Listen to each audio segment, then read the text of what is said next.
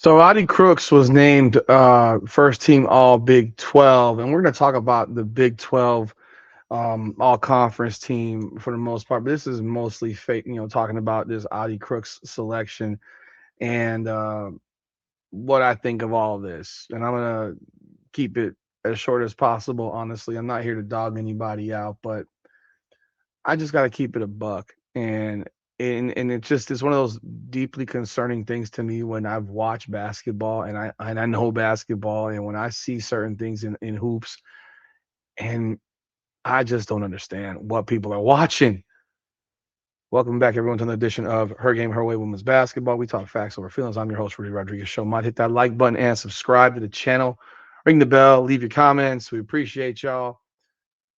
Let's jump right in on this thing, man. Audi Crooks was early on this season. People were making outrageous comparisons about her to Caitlin Clark, trying to have this discussion that she's doing all this stuff and scoring all these points and whatever else that she's doing. And it got to be completely ridiculous, in my opinion, when you listen to the stuff that was being said. So this is the Big 12 press release on the all conference players. Olivia Miles was named conference player of the year at TCU. She jumped on over from Notre Dame, had a big time season. The Texas Christian Longhorns had another outstanding year after the season they had last year with Sedona Prince and Haley Van Lith. Big time season they had. So salute to them. Definitely know that.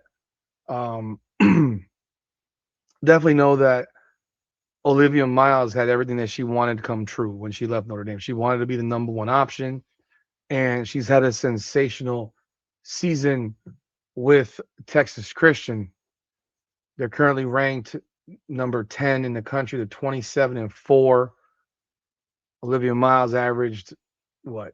20.1 points, 6.5 assists, 1.9 steals, along with 6.9 rebounds as a guard. I mean, that's very, very impressive. She's the second leading rebounder as a guard, shooting 49% from the field and 35 from three, 84 from the line. Well deserved, leading a great team. They are a team that has a shot to make it to the Final Four. Do I think they're a Final Four squad? Not really. I think they're an Elite Eight team. But they could find themselves in the Final Four. It's a possibility, depending on the bracket they land in. But Olivia Miles balled out this year, no question about it. She was named Player of the Year. Now the new freshman of the year was Jalea Davis out of Kansas. Newcomer of the year was Olivia Miles because she just joined the conference. Defensive Player of the Year Jordan Harrison. Sixth Player of the Year is Snuda Collins out of Texas Tech. And so Coach of the Year was Krista Gerlich out of Texas Tech. Um, but this goes to this first team thing again, and at least in the case of the Big 12, they did it a little bit differently from the ACC and the SEC, where the ACC and the SEC both had 10 and 10 on these first team and 10 on the second team. And you're sitting here like, play with five players on the basketball court. Like I'll never ride with this crap. I don't understand it. You should have five players on first team, five players on second team, and five players on third team. This is not a world of let's give everyone a fucking book, everyone a cookie. Everyone doesn't get a prize. You compete. This is a competition, and you compete to the best of your ability. And they got 10 players named on the All Big 12 first team. Talia Scott at Baylor, Delaney Gibb out of BYU, Jalea Davis out of Kansas, Samaya Nichols out of Kansas, Audi Crooks out of Iowa State, Jada Williams out of Iowa State, Olivia Miles out of TCU, Marta Suarez out of TCU, Bailey Maupin out of Texas Tech, and Jordan Harrison out of West Virginia. Now, the Audi Crooks thing is very interesting to me. Look, Audi Crooks, I'm not going to sit here and say that she didn't have a very, very good season from an offensive perspective.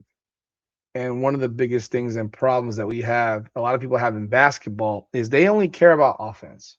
They don't care about what people do defensively. They almost ignore defense. Like this new generation of basketball typically likes to ignore defense, and the teams that play defense are the ones that win. And there's more to winning than just putting the ball in a hole. And obviously, putting the ball in the hole matters. You need to, without question. But if you defensively are so atrocious that whoever you're guarding scores whenever they feel like it, then I got to ask myself, what in the holy hell are you guys watching? Like you got to score so many more points than the person that's guarding you. Like you got to be on a level of you got to be on a Luka Doncic level of elite offensive performer when he was in Dallas and he didn't guard a parked car. But gosh darn, man, he guarded more than this one does. Like Audi Crooks doesn't guard anyone. And they lost today against Arizona State in the second round of the Big 12 tournament. And I wonder if Iowa State's going to make the NCAA tournament. I'm not sure they are. They are a team that started off like 14-0, I think it was. And since then, if I'm not mistaken, they were like 14-0. I will verify. Let me verify that right now. Yeah, their first loss was to Baylor. They were 14-0. Okay. 14-0. They had one big win, really. That was Iowa early on at home. But the large chunk of their schedule was a bunch of bums for the most part. And they took advantage of small teams. And Audi Crooks was putting up ridiculous numbers, shooting 70+% from the field, the whole nine. And then you get her to this point in which, look, I'm not going to take away from the season she had offensively because she can put the ball in the basket because she has the size and all she does is they're all layups for the most part. But when you see a player, she's second in the country in scoring, 25.6 points per game. She only averages 7.8 rebounds and she's a 6'3" center. That's just pitiful, bluntly pitiful.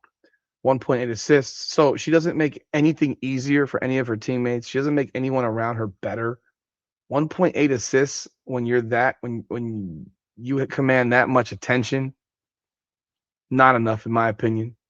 65.1% from the field. Um, she had 21 points and 7 rebounds in this loss to Arizona State where they lost 77-68. You know, she's had some big games, no question about it. But she's also had some massive disappearing acts, and her defense is so bad that I don't look at her as a good basketball player. And so when I see her make all conference first team, I understand it. I expect it. But that dot right there next to her name, that dot is unanimous selection. They got 3 unanimous selections: Olivia Miles, Marta Suarez, and Audi Crooks. There is nothing unanimous about Audi Crooks on the first team. Like that to me tells me that you have a bunch of voters that don't know basketball, that only see basketball from an offensive perspective. They don't seem to care about the ineptitude defensively. This is a team again that was 14-0, and they're going to finish their season at 22-9. That means they went 8-9 in their final 17 games. Now, I don't know if that gets you into the tournament. Right now, where are they sitting at? Are they projected in or out? I'm not sure. I gotta think they're not in. I'm being real. I cannot imagine that they're getting wow, they're a 9 seed, projected as a 9. God almighty. That's embarrassing, man. That's embarrassing. Seriously. They were as high as a 3. And they got as low as an 11, I guess this is. And you got them as a 9, and they lost 3 of their last 4 games. Arizona State, they beat by 26 on February 18th, and they come back and lose by 9 on a neutral court. That's ridiculous, man. That TCU game was an abomination watching her stand there like a statue. And I want you to see what I'm talking about because some people will say you're being mean. I'm not being mean. I'm being real. And I expect this from any basketball player that I've ever seen play basketball. I expect hoopers to care about both sides of the court. And when you don't care about one side of the floor, well, I don't respect that. And while people don't have to care about my opinion, that's perfectly fine. But y'all think that this girl's gonna be in the WNBA, bro? There ain't no way. There ain't no way. Not a chance in hell is she a WNBA player. She might get drafted. Someone may take a flyer on her, but she can't guard anyone. I mean, this has gotten to a level where it just enough already. Let's take a look. So by now you've seen these videos from this guy Mike Didino on Instagram. You would check him out on Instagram. He makes some good stuff, but this is just an example, the most recent example. TCU against Iowa State. They blew a 13-point lead. They were up 66-53 with 7 minutes and change to go, and they lost 80-73. In the 7 minutes, they got outscored 27-7.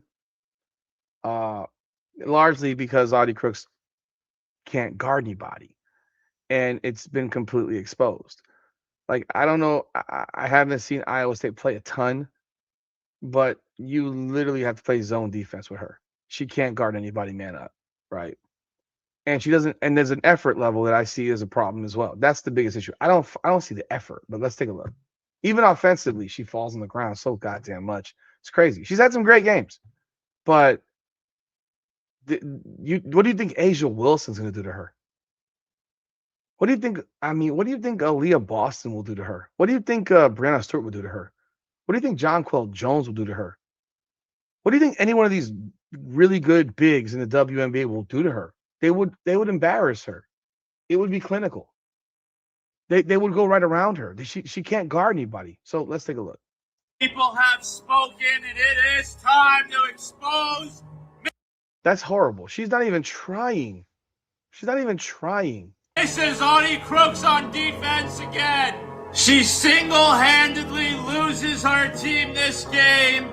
You gotta give me a little more than that, Crooks. Very next possession, they get the big fella on a travel. And then the game plan is simple. Attack 55 all. That might be some of the worst defense that I've ever seen. Like, she didn't even get over to the baseline to like cut the baseline off. She just let her go around her. Day. Iowa State has a complete meltdown in the fourth quarter, man. Didn't even try. Now, I think she may have had 4 fouls through this, but she's not even trying. Like, this isn't about knocking. You're now, and I blame the coach at the same time. You're now a liability to your team. If you can't even put a body on somebody, you're a complete liability to your team. Your offensive prowess, your ability to score is completely negated. They got outscored 27-7 over a 7-minute period. So where did all her offense go? Because I can tell you right now that you just saw multiple baskets put right over her because of her. And Crooks is even getting frustrated. A little push there, a little trip. She just flopped to the ground. That's ridiculous. And Crooks is just a sensational offensive player. But it is only right that somebody exposes zero effort defensively. Zero effort. Her defense. You can say what you want about me, man. But that was a foul. Horrible defense. Here, look at this. She doesn't even. She moves back to not even try to defend this. I'm doing is simply exposing the truth. TCU just goes after Crooks all. She literally moved out of the way. A quarter long. Mrs. And she committed a foul there and fouled out of the game. So 71-70. So she had 3 fouls actually on that particular before that when she wasn't guarding anybody. But yeah, this game was remember, this was 66-53 with 7 minutes to go, and with 1:35 left, they've completely blown the lead. And Audi Crooks was the one that got scored on what, 5 or 6 times in this stretch? 5 or 6 times. I mean, that a good chunk of the points came on Audi Crooks. And you want to name her a first team all Big 12 unanimously because of what? To me, it exposes the people that cover this sport. But let's continue. Crooks fouls out, and the Horned Frogs come storming back. The people. So there you have. That's just one example, and there's a whole lot more of them. I don't need to go through all of them. That's just an example of what we've seen over and over again this season from her. Again, this is not to just to be mean. I'm not trying to just be a mean person, but I believe in basketball. I enjoy basketball. I know basketball is a two-way game. You cannot just play offense. You cannot just play defense. There's a reason that people who don't play defense, the guys that are considered stars, you can go down the list. The guys right now in the league who were considered stars. Why those guys never won championships in the NBA? Because they don't play defense. And I mean, James Harden, there's one of them right there for you. A tremendous offensive player in his prime, was unstoppable offensively and wouldn't guard a parked car. Just could not guard anybody, did not put the effort in to guard anybody. You look at a guy like that. You look at Luka Doncic. I don't know that Luka Doncic will ever win a championship. I genuinely don't believe he's ever going to win a title because he doesn't have the he will not put the effort in to defend anybody. There's a reason Kobe. There's a reason Michael Jordan. There's a reason Isaiah Thomas. Going back to the days of Showtime Lakers, the Celtics. Like Larry Bird was actually an All NBA second team defensive player. Like this is a guy that played defense. When he was in his prime. These guys. I mean, look at the guys of today. Dwayne Wade. Not today, but the guy Dwayne Wade. I mean, LeBron, Kobe. All when they were at their peak, they defended. They defended. Shea defends. Jokic is a better defender than people give him credit for. He don't look like that. Like that's embarrassing. That's embarrassing. That means that you have so little talent on your team that you have to put that on the floor. Because when they played a bunch of bums, they won. With the exception of Iowa, when they got into conference play, they lost 9 of their last 17 games. They did not look good. They did not look good. And she's supposed to be the best player, and she's getting voted unanimously to all conference. I'm almost afraid that she's going to be a first-team All-American. If she's a first-team All-American, then I give up. I give up on women's basketball and having and take anybody in the national media when it comes to women's basketball seriously, because that is not an All-American.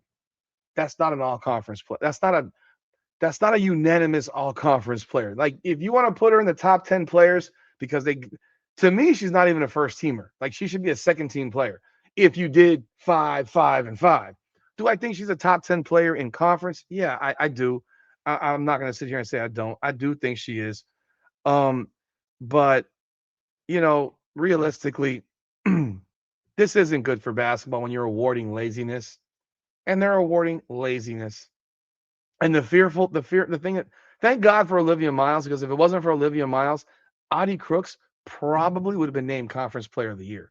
Imagine that, not moving 3 inches, and she would have been named Conference Player of the Year. But those are my thoughts. Y'all let me know y'all thoughts in the comments. I'd love to hear what you got to say about it. Like I said, I'm not going to argue that she was on the first team because they have 10 players on there. But to be a unanimous selection, to me, just tells me that people just don't actually care about the game. They care about points being scored, and that's all they watch. They watch one side of the floor, and that's it. Again, y'all let me know y'all thoughts in the comments. Hit that like button and subscribe to the channel. This is Her Game, Her Way Women's Basketball, powered by Come On Now, the podcast. Come on now.